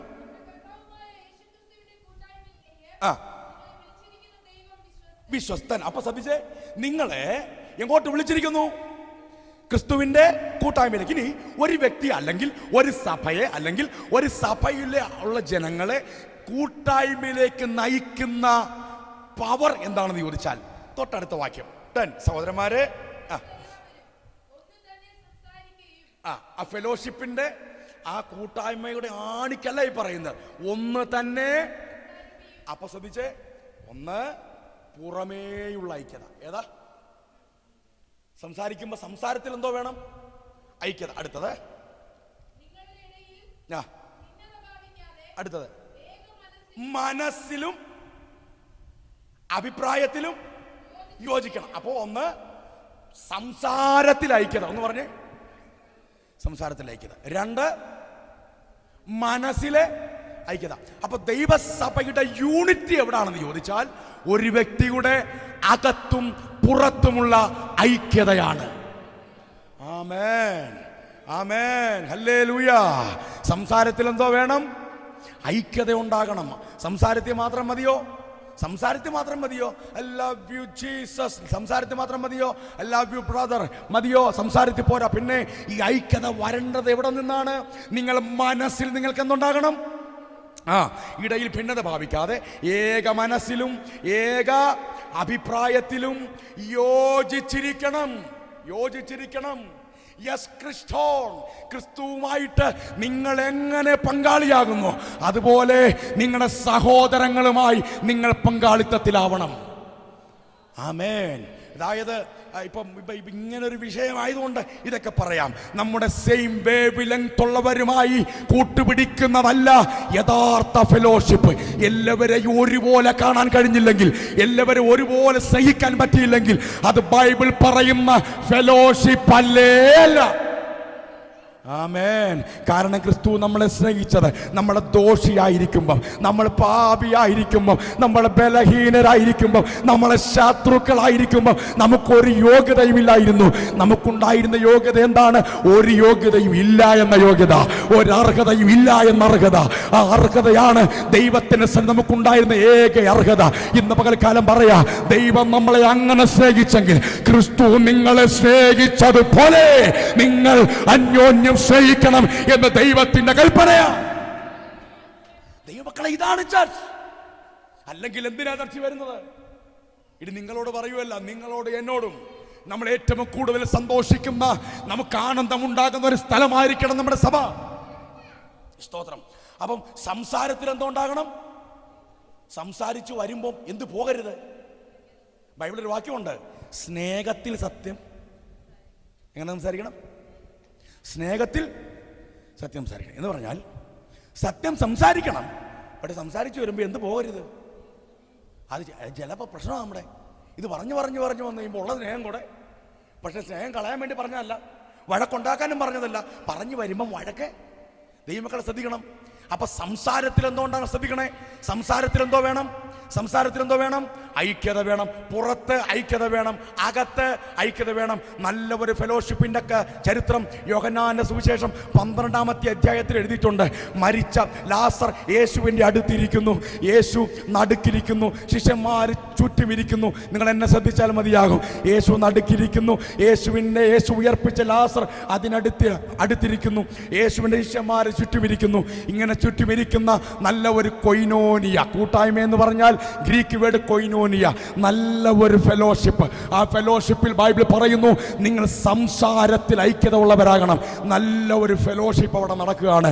ഭയങ്കര ആഹ്ലാദമാണ് അവിടെ. കാരണം യേശുവിൻ്റെ അടുത്തിരിക്കുന്നത് ആരാണെന്നറിയാമോ? മരിച്ചിട്ട് ഉയർത്തെഴുന്നേറ്റ ലാസറ. സ്തോത്രം പറയാൻ വേറെ കാരണം വല്ലതും വേണോ? അല്ലെ ഗ്ലോറി പറയാൻ വേറെ കാരണം വല്ലതും വേണോ? സന്തോഷിക്കാൻ വേറെ റീസൺ വേണോ? ഭയങ്കര ഒരു ഫെലോഷിപ്പ്. ഈ ഫെലോഷിപ്പ് അവിടെ നടക്കുമ്പോൾ ഒരു സഹോദരി വരികയാണ്, മറിയം. അവൾ വന്നിട്ട് അവളുടെ കയ്യിലുണ്ടായിരുന്ന വെങ്കൽ ഭരണി പൊട്ടിച്ച് ആ സുഗന്ധദ്രവ്യം യേശുവിൻ്റെ കാൽക്കിലേക്ക് ഇങ്ങനെ ഒഴിക്കുമ്പോൾ ബൈബിൾ പറയുന്നു ആ മുറി മുഴുവൻ സുഗന്ധത്താൽ നിറഞ്ഞു. ഭയങ്കര ഫെലോഷിപ്പ്. ബൈബിൾ പറയുന്നു നിങ്ങൾ ക്രിസ്തുവിൻ്റെ സൗരഭ്യവാസനയായി. ദൈവമക്കളെ, ഇതാണ് ഫെലോഷിപ്പ്, ഇതാണ് സഭ. ഒന്ന് ശ്രദ്ധിക്കണേ. ആ സൗരഭ്യം അവിടെ നിറയുമ്പോൾ അതിൻ്റെ നടുവിൽ നിന്ന് ഒരുത്തൻ എഴുന്നേറ്റോ ഒറ്റ ഡയലോഗ്. അവൻ പറയുക, എന്തിനാണ് ഈ പാഴ്ചെലവ്, എന്തിനാ പരിപാടി കാണിക്കുന്നത്? ഇതെല്ലാം വിറ്റിട്ട് നമുക്കൊരു ചാരിറ്റി പരിപാടി ചെയ്യുന്നല്ലോ. ബൈബിൾ പറയുന്നു നിങ്ങൾ സംസാരത്തിൽ ഐക്യത ഉള്ളവരാകണം. ഐക്യത തകർത്തവന്റെ അവസാനം എങ്ങനെയാണെന്ന് ഞാൻ പറയണ്ടല്ലോ. ദൈവമക്കളെ, ഞാൻ മുഖാന്തരം എൻ്റെ സഭയ്ക്കകത്തെ സൗരഭ്യം നഷ്ടമാകരുത്. നമ്മൾ ഓരോരുത്തരും മുഖാന്തരം ദൈവസഭയ്ക്കകത്തെ സൗരഭ്യം നഷ്ടമാകരുത്. ദൈവം നമ്മളെ വിളിച്ചത് ക്രിസ്തുവിന്റെ സൗരഭ്യമാകാൻ വേണ്ടിയാണ്. ഇന്ന് പകൽക്കാലം ഓർക്കണം, അങ്ങനെ ഒരു സന്തോഷം നമുക്ക് സഭയിൽ ഉണ്ടാകണം, അല്ലെങ്കിൽ സഭയിൽ നമ്മൾ സന്തോഷം കണ്ടെത്തണം. ആമേൻ. ഇത്രയും പറഞ്ഞാൽ നിങ്ങൾക്ക് മനസ്സിലായോ? ഇനി ഇതിലും വളരെ പ്രധാനപ്പെട്ട ഒരു കാര്യം പറയാം. എവിടെയാണ് ഈ ഫെലോഷിപ്പ് തകർക്കപ്പെടുന്നത്? സ്തോത്രം, ഹല്ലേലൂയ. 1 യോഹന്നാന്റെ ലേഖനം അതിന്റെ 1-ാമത്തെ അധ്യായം 6 മുതൽ 9 വരെയുള്ള വാക്യങ്ങൾ നിങ്ങൾ എല്ലാവരും എടുത്തു വായിക്കാൻ കഴിയുമെങ്കിൽ ഒന്ന് വായിക്കണം. 1 John chapter 1 verse 6 to 9. 1 യോഹന്നാന്റെ ലേഖനം 1-ാമത്തെ അധ്യായം 6 മുതൽ താഴത്തോട്ട് വായിച്ചു. അവനോട് അപ്പൊ ശ്രദ്ധിച്ചേ. അപ്പൊ ഒരു സഭയിൽ ഈ വിഷയം ഇങ്ങനെ പറയാൻ പറ്റും. അപ്പം ചില കാര്യങ്ങൾ പറയുമ്പം നമ്മൾ തുറന്നു പറഞ്ഞെങ്കിൽ മാത്രം 1 അതിൻ്റെ ഗൗരവം നമുക്ക് മനസ്സിലാകും, 2 നമുക്കത് അനുസരിക്കാൻ കഴിയും. അപ്പോൾ ഒരു സഭക്കകത്ത് ഞാനിപ്പോൾ പറയുന്നത് വേറെ ആരെയും കുറിച്ചല്ല, എന്നെക്കുറിച്ച്, നിങ്ങളെക്കുറിച്ചുമാണ്. വേറെ എല്ലാവരും വിട്ടാരെ, ഈ കാടിന് പുറത്തുള്ള എല്ലാവരും വിട്ടാരെ. ഇപ്പോൾ പറയാൻ പോകുന്ന ആരെക്കുറിച്ചാ? നിങ്ങളെക്കുറിച്ചും എന്നെക്കുറിച്ചാണെന്ന് വിചാരിച്ചോ? അപ്പോൾ ശ്രദ്ധിച്ചേ, ഒരു 30 പേര് ഇവിടെ ഉണ്ടെന്നിരിക്കട്ടെ. അടുത്തത് 6, അവനോട് കൂട്ടായ്മ ഉണ്ട് എന്ന് പറയുകയും ഇതിൻ്റെ ഇടക്കൊരുത്തൻ ആരും അറിയാതെ ഡിസ്കണക്ട് ചെയ്ത് ആരുമായിട്ട് ഫെലോഷിപ്പ് തുടങ്ങി. പക്ഷെ ആ പുള്ളി പറയുന്നത് എന്താ? കഴിഞ്ഞ ആഴ്ച കർത്താവ് പുള്ളിക്ക് നല്ലവനും, ഇത് ഞാനെങ്ങനെ അറിയും? എൻ്റെ കൂടെ ഉണ്ടോ നിങ്ങൾ? വളരെ ശ്രദ്ധിച്ചിരുന്ന കാര്യം മനസ്സിലാകും. അവൻ പറയുന്നത് എന്താ? കഴിഞ്ഞ ആഴ്ച കർത്താവ് നല്ലവനും വല്ലവനുമായിരുന്നു. അത് കേൾക്കാനല്ലേ എനിക്ക് പറ്റൂ. പക്ഷെ പുള്ള ഫെലോഷിപ്പ് എവിടെ പോയി? ഇതെങ്ങനെ അറിയും? ഞാനത് നിങ്ങളുടെ കാര്യം പറയുന്നേ, എനിക്ക് എൻ്റെ കാര്യം പറഞ്ഞാൽ പോരെ? എൻ്റെ പ്രസംഗമല്ലേ നിങ്ങൾക്ക് കേൾക്കാൻ കഴിയൂ? ഞാൻ ഇരുട്ടുമായിട്ട് എനിക്ക് ബന്ധം വന്നാൽ നിങ്ങളെ എങ്ങനെയാണത് അറിയുക? അവൻ പറയുന്നത് എന്താ? അവനോട് എങ്ങനെയാണ് കർത്താവിന്റെ കൃപയിലൊക്കെ സന്തോഷമായിട്ടൊക്കെ പോകുന്നു. സ്തോത്രം. വായിച്ചു താഴത്തോട്ട് കൂടുതൽ പറഞ്ഞാൽ നിങ്ങൾ പറയുകയും ഇരുട്ടിൽ നടക്കുകയും ചെയ്താൽ അപ്പൊ എങ്ങനെ അറിയാം? പുള്ളി പറയുന്നത് എന്താ? പ്രവർത്തിക്കുന്നതോ? അപ്പം ഈ ഫെലോഷിപ്പ് ഡിസ്കണക്റ്റ് ആയാൽ എവിടെ അറിയാം സത്യം? അപ്പൊ എവിടെ അറിയാം? സംസാരത്തിലോ പ്രസംഗത്തിലോ പാട്ടിലോ ഒന്നും മനസ്സിലാകില്ല, അന്യഭാഷയിലോ ഒന്നും മനസ്സിലാകത്തില്ല. പക്ഷെ ഇത് എവിടെ അറിയാമെന്നറിയാവോ? ദൈവമക്കളെ, ഈ വചനത്തിന് മുമ്പിൽ ഞാനും നിങ്ങളും എല്ലാം ഇന്ന് പകൽക്കാലം സമർപ്പിച്ചോണം. ഹുഡമനഘടകജനാദി, യേശുവിൻ്റെ നാമം ചെയ്യാം. ദൈവമക്കളെ, അതിനർത്ഥം പാട്ട് വേണ്ടെന്നല്ല, ആരാധന വേണ്ടെന്നല്ല, എല്ലാം വേണം. അതിലും ഇമ്പോർട്ടൻ്റ് ആണ് മാതൃകയോടെയുള്ള എൻ്റെ ജീവിതം എന്ന് നമുക്ക് തിരിച്ചറിയാൻ പറ്റുമ്പോഴാണ് നമ്മുടെ ക്രിസ്തീയ ജീവിതത്തിൻ്റെ ഗൗരവം നാം തിരിച്ചറിയാൻ തുടങ്ങുന്നത്. അപ്പം അവൻ പറയുന്നത് വെളിച്ചത്തിലാണെന്നുണ്ടെങ്കിലും പുള്ളിയുടെ പ്രവൃത്തി എന്താ? ഇരുട്ടിന്റെ, വായിക്കേണ്ട എഫേസ്യർ 5 പറയുന്നു, നിങ്ങൾ ഇരുട്ടിന്റെ നിഷ്ഫല പ്രവർത്തികളുമായി കൂട്ടാളികളാകരുത്. പത്രോസ് പറയുന്നു, നിങ്ങളോ അന്ധകാരത്തിൽ നിന്ന് തന്റെ അത്ഭുത പ്രകാശത്തിലേക്ക് നിങ്ങളെ വിളിച്ചവന്റെ സൽഗുണങ്ങളെ ഘോഷിപ്പാൻ തക്കവണ്ണം തിരഞ്ഞെടുത്ത രാജകീയ പുരോഹിത വർഗമാണ്. അപ്പൊ ശ്രദ്ധിച്ചേ, ഇനി വാക്യം 7, അവൻ വെളിച്ചത്തിൽ ഇരിക്കുന്നത് പോലെ നമുക്ക് തമ്മിൽ വന്നേ ശ്രദ്ധിച്ചേ, ഓടി വാ. അപ്പൊ ശ്രദ്ധിച്ചേ, അപ്പൊ ഞങ്ങൾ രണ്ടുപേരും ഈ സഭയിലെ അംഗങ്ങളാണ്. അപ്പോ ഞങ്ങളിൽ ആരെങ്കിലും ഒരാൾ ഈ ഫെലോഷിപ്പിൽ നിന്ന് ഡിസ്കണക്ട് ചെയ്താൽ ഇയാളുടെ ഗ്ലോറിയിലോ സ്തോത്രത്തിലോ എല്ലാം മനസ്സിലാവോ? ഇല്ല. പിന്നെ എവിടെ അറിയാം? അപ്പം നമുക്ക് എന്തോ ഒരു സ്പെല്ലിംഗ് മിസ്റ്റേക്ക് തോന്നും. പുള്ളിക്ക് കുഴപ്പം, കയ്യടിയൊന്നും വലിയ കുഴപ്പമില്ലെങ്കിലും ആളത്ര വെടിപ്പല്ല. എന്താ കാര്യം? എവിടെ നിന്ന് ഡിസ്കണക്ട് ആയിട്ടുണ്ട്? ഫെലോഷിപ്പിൽ നിന്ന്. ഏത് ഫെലോഷിപ്പ്? ക്രിസ്തുവുമായിട്ടും സഭയുമായിട്ടുള്ള ഫെലോഷിപ്പ്. അപ്പം ഞാൻ ഇയാളോട് പറയുക, അവൻ വെളിച്ചത്തിൽ ഇരിക്കുന്നത് പോലെ, വായിച്ചോ, ശ്രദ്ധിച്ചേ, അവൻ വെളിച്ചത്തിൽ ഇരിക്കുന്നത് പോലെ നാം നടക്കുന്നു എങ്കിൽ നമുക്ക് തമ്മിൽ, സഹോദരാ, നീ എന്നിരുട്ടുമായിട്ട് കണക്ട് ആകുന്നോ അന്ന് നമ്മൾ ഡിസ്കണക്ട് ആവും. ശ്രദ്ധിച്ചിട്ടുണ്ടോ? ചിലരോട് എത്ര ചേരാൻ ശ്രമിച്ചാലും ചേരാൻ പറ്റിയല്ല. പൗലോസ് ഇങ്ങനെ പറഞ്ഞു, ഇരുളിനും വെളിച്ചത്തിനും തമ്മിൽ എന്ത് കൂട്ടായ്മ. ചേർക്കാൻ നോക്കിയാൽ ചേരിയല്ല, യോജിച്ചു പോകാൻ നോക്കിയാൽ പറ്റത്തില്ല. വായിച്ചോ, അതങ്ങനെ തന്നെ വായിച്ചോ. അവൻ വെളിച്ചത്തിൽ ഇരിക്കുന്നത് പോലെ വെളിച്ചത്തിൽ നടക്കുന്നു എങ്കിൽ നമുക്ക് കൂട്ടായ്മയോട്ട്. നമ്മൾ ക്രിസ്തുവിൽ പണ്ണാണ്, നമ്മൾ ഒരപ്പത്തിന്റെ അംശികളാണ്. പക്ഷേ നീ എവിടെ നടക്കണം? വെളിച്ചത്തിൽ. അപ്പൊ ഇദ്ദേഹം എന്നോട് പറയണം, പാസ്റ്റർ എവിടെ നടക്കണം? നമ്മുടെ ആരെങ്കിലും ഒരാള് ഈ വെളിച്ചത്തിൽ ഡിസ്കണക്ട് ആയാൽ ഞങ്ങൾ തമ്മിലുള്ള ഫെലോഷിപ്പ് പോവും. പക്ഷേ എന്നെ കൂടെ ഉണ്ട്, നിങ്ങൾ ശ്രദ്ധിക്കണേ. മനുഷ്യനല്ലേ, ഞങ്ങൾ തമ്മിൽ എവിടെയെങ്കിലുമൊക്കെ ഒരു ഈശാപോശ വരാതിരിക്കുമോ? നിങ്ങളൊക്കെ ഭയങ്കര മുഴുക വരാമെന്നല്ലോ. നമ്മൾ പ്രതീക്ഷിച്ച ലെവലൊന്നും അല്ല കേട്ടോ. ഈ മനുഷ്യനായതുകൊണ്ട് ഞങ്ങൾ തമ്മിൽ എന്തായാലും ചെറിയ വരികയല്ലേ, സ്വാഭാവികമായിട്ടും വരികയല്ലേ. എന്നാ പറയാ, പേടിക്കണ്ട. തൊട്ടടുത്ത വാക്യം, അവന്റെ പുത്രനായ യേശുവിന്റെ രക്തം. ഓ സഹോദരാ, നമ്മുടെ ഈ ഫെലോഷിപ്പിൽ നിന്ന് ഡിസ്കണക്ട് ആയിപ്പെടുന്ന നിനക്ക് ബോധ്യം വരുമ്പോൾ നീ അവൻ്റെ കാൽവരി ക്രൂശിൻ്റെ അടുക്കിലേക്ക് ചെന്ന് അവൻ്റെ രക്തത്തിൽ ആശ്രയിക്കണം. അവൻ്റെ പുത്രനായ യേശുവിൻ്റെ രക്തം സകല പാപവും പോക്കി നമ്മെ, ആരാ നാം? മറക്കരുത്, അവൻ വെളിച്ചത്തിൽ നടക്കുന്നത് പോലെ നാം വെളിച്ചത്തിൽ. നീ ഡിസ്കണക്ട് ആകുമ്പം നീ വിട്ടിട്ട് പോകരുത് കേട്ടോ. നിനക്കൊരു നല്ല ചാൻസ് ഉണ്ട്, നിനക്ക് നല്ലൊരു വഴിയുണ്ട്. നമുക്ക് രണ്ടുപേർക്കും വേണ്ടി അവസാനത്തുള്ളി രക്തം വരെ കൽവരിയിൽ ഊറ്റിത്തന്ന, നമ്മളെ ഫെലോഷിപ്പിൽ നിർത്താൻ നമുക്ക് വേണ്ടി രക്തം ഊറ്റിത്തന്ന ഒരു രക്ഷനായ ക്രിസ്തു നമുക്കുണ്ട്. നീ അവന്റെ രക്തത്തിൽ ആശ്രയിക്കണം. നമ്മുടെ രണ്ടുപേരുടെ ഈ പാപത്തിൽ നിന്ന് മോചനം തരാൻ നമ്മുടെ യേശു വിശ്വസ്തനാ. ഇതാണ് ചർച്ച്. ദൈവമക്കളെ, അകൽച്ചകൾ ഉണ്ടാകാം, സന്തോഷക്കുറവുണ്ടാകാം. പക്ഷെ രണ്ടുപേരും അവന്റെ സന്നിധിയിൽ ചെന്നിട്ട്, എൻ്റെ കർത്താവേ, ഞങ്ങൾക്ക് തമ്മിൽ ഇച്ചിരി പിണക്കമുണ്ട്. എനിക്ക് ജോണിനോട് പിണക്കമുണ്ടെങ്കിൽ ജോൺ അത് അറിഞ്ഞില്ലെന്നിരിക്കട്ടെ. ഞാൻ കർത്താവ് പറയാം, കർത്താവേ, എനിക്ക് ജോണുമായിട്ട് ചേരാൻ കഴിയാത്ത എന്തോ ഒരു തടസ്സമുണ്ട്. എൻ്റെ യേശുവേ, അവിടുത്തെ രക്തത്താൽ എന്നെ കഴുകണമേ. ഇന്ന് പകൽക്കാലം ഓർത്തോണം, നാം ക്രിസ്തുവുമായിട്ടുള്ള കൂട്ടായ്മ തകർക്കുന്ന സകല ഇരുട്ടിന്റെ വ്യാപാരങ്ങളെയും യേശുവിന്റെ രക്തത്തിന്റെ ശക്തി പ്രകൃതിയാൽ ഇന്ന് പകൽക്കാലം പൊളിച്ചു കളയണം. യോഹന്നാൻ പറയുക, ഞാൻ എന്തിനാ ഇതൊക്കെ നിങ്ങളോട് പറയുന്നത്? 5-ാമത് വാക്യം വായിച്ചേ. 5-ാമത് വാക്യം 4 വായിച്ചോ. നമ്മുടെ സന്തോഷം പൂർണ്ണമാകുവാൻ നിങ്ങൾക്ക് തമ്മിൽ കൂട്ടായ്മ ഉണ്ടാവണമെന്നും ആരെങ്കിലും ഡിസ്കണക്റ്റ് ആയി പോയാൽ അവൻ്റെ രക്തത്തിൽ ആശ്രയിച്ച് അത് റീബിൽഡ് ചെയ്യണമെന്നൊക്കെ പറയാൻ കാര്യമെന്നറിയാമോ? സഭക്കകത്ത് സന്തോഷം ഉണ്ടാകാൻ വേണ്ടിയാണ്, വേറൊന്നുമില്ല. യോഹന്നാൻ പറയും, ഞാൻ എന്തിനാ ഇത് എഴുതുന്നറിയാമോ? എന്തുണ്ടാകണം? എങ്ങനത്തെ സന്തോഷം? എൻ്റെ കൂടെ ഉണ്ടോ നിങ്ങൾ ദൈവമക്കളെ? നമ്മൾ സന്തോഷം ഇല്ലാത്തൊരു സഭയിലാണോ വരുന്നത്? നമുക്കിവിടെ വന്നിട്ട് യഥാർത്ഥത്തിൽ സന്തോഷിക്കാൻ പറ്റുന്നുണ്ടോ?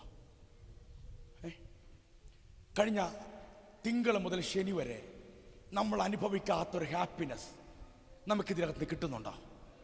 ഇല്ലെങ്കിൽ നിങ്ങൾ കറക്റ്റ് സ്ഥലത്തല്ല. അതിനർത്ഥം പോണമെന്നല്ല, അതിന് പരിഹാരം ഉണ്ടാക്കണം. ഹല്ലേലൂയ. യോഹന്നാൻ പറയൂ, ഞാൻ എന്തിനാ ഇതൊക്കെ നിങ്ങളോട് പറയുന്നേ? ഇരുട്ട് നടക്കുന്നുവെങ്കിൽ നിങ്ങൾക്ക് കൂട്ടായ്മയില്ല, വെളിച്ചം നടക്കുന്നെങ്കിൽ ഫെലോഷിപ്പ് ഉണ്ടെന്നൊക്കെ പറയാൻ കാര്യം എന്തിനാണ്? സഭയ്ക്കകത്ത് എന്തോ ഉണ്ടാകണം. 4-ാമത്തെ വാക്യം നിങ്ങൾ ഇങ്ങോട്ട് ശ്രദ്ധിച്ചോ. നമ്മുടെ സന്തോഷം പൂർണ്ണമാകുവാൻ ഞങ്ങളിത് ഞങ്ങൾക്ക് വേണമെങ്കിൽ ഇത് പറയാതിരിക്കാം. ദൈവമക്കളെ, എനിക്ക് വേണമെങ്കിൽ ഇത് പ്രസംഗിക്കാതിരിക്കാം. പക്ഷെ ഓർക്കണം, നമ്മുടെ സഭയ്ക്കകത്തെ ഒരു വ്യക്തിയുടെ അകത്തെ സന്തോഷമില്ലാതായി പോയാൽ ഞാൻ കുറ്റക്കാരനാകത്തില്ലേ? ആമേൻ, ഹല്ലേലൂയ. ദൈവമക്കളെ, അതുകൊണ്ടുണ്ടല്ലോ ഞാൻ ഈ ജോണും കൂടെ കഴിഞ്ഞ ദിവസം ഒരു യൗവനക്കാരൻ്റെ കാര്യം ഇങ്ങനെ പറയുമായിരുന്നു. ജോൺ മാത്രമല്ല, ഇരിക്കുന്ന കുറച്ച് പേർക്ക് ആ യൗവനക്കാരനെ അറിയാം. അവരെ പാസ് എന്തിനാ ചർച്ചിൽ പോകുന്നേ? രക്ഷിക്കപ്പെട്ട ആള്, സ്ഥാനപ്പെട്ട ആള്. ഇവിടെ ഞാൻ പറഞ്ഞ കറക്റ്റാണോ? തിരുവത്താഴ് എടുക്കുന്ന ആള് എന്തിനു പോകുന്നു? ദൈവമക്കളെ, യോഹന്നാൻ പറയുക, ഞാൻ നിങ്ങളത് പറയുന്നത് എന്തിനാണെന്നറിയാമോ? നിങ്ങൾക്ക് സന്തോഷം ഉണ്ടാവണം. ദൈവമക്കളെ, പ്രാർത്ഥിക്കാൻ. കർത്താവേ, കഴിഞ്ഞ തിങ്കളാഴ്ച മുതൽ ശനിയാഴ്ച വരെ ഞാൻ അനുഭവിക്കാത്തൊരു ഹാപ്പിനെസ് എനിക്ക് സഭയിൽ പോകുമ്പോൾ കിട്ടണം.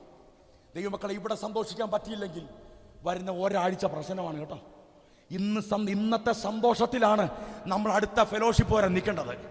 ദൈവമക്കളെ, ദൈവസഭ എന്ന് പറഞ്ഞ കയ്യടിയല്ല, ഉണ്ട്. അന്യഭാഷയല്ല, ഉണ്ട്. അതെല്ലാം ഉണ്ട്.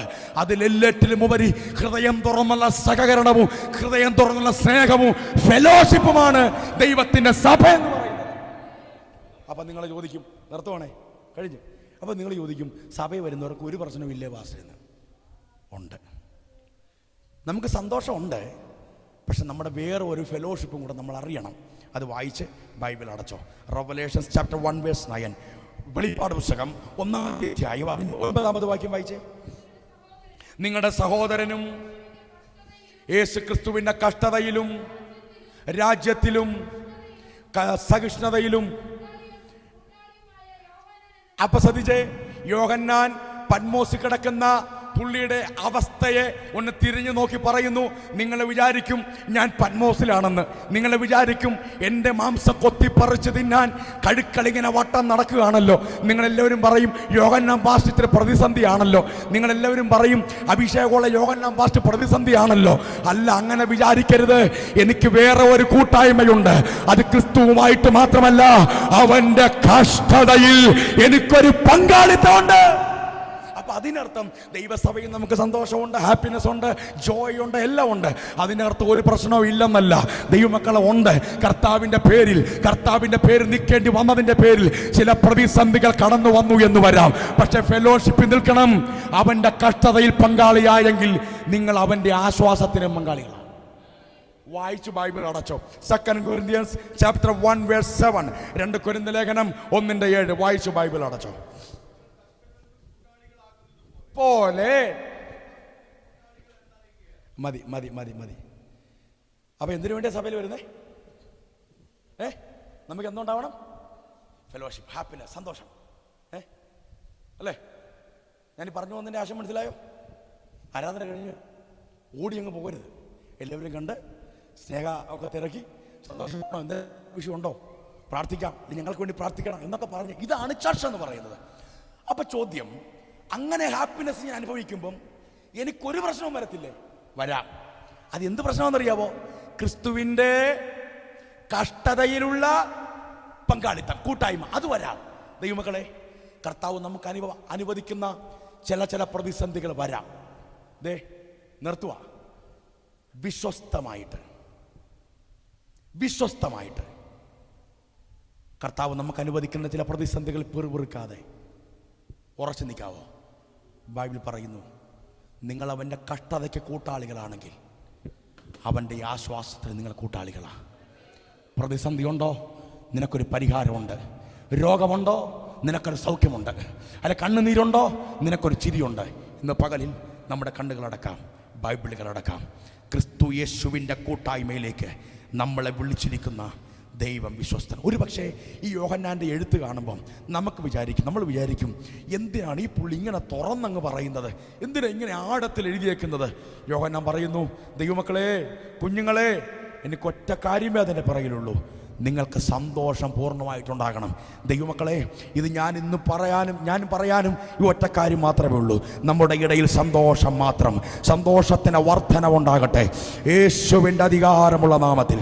അർമ്മനഘടകജനാദിയ ചേരാൻ കഴിയാത്ത വല്ലതും സഭയിലോ വീട്ടിലോ എവിടെയെങ്കിലും ഉണ്ടെങ്കിൽ അവൻ്റെ പുത്രനായ യേശുവിൻ്റെ രക്തത്തിൽ ആശ്രയിച്ച് ഇന്ന് പകൽക്കാല പരിഹാരം വരുത്താൻ കർത്താവ് നമ്മളെ ഇന്ന്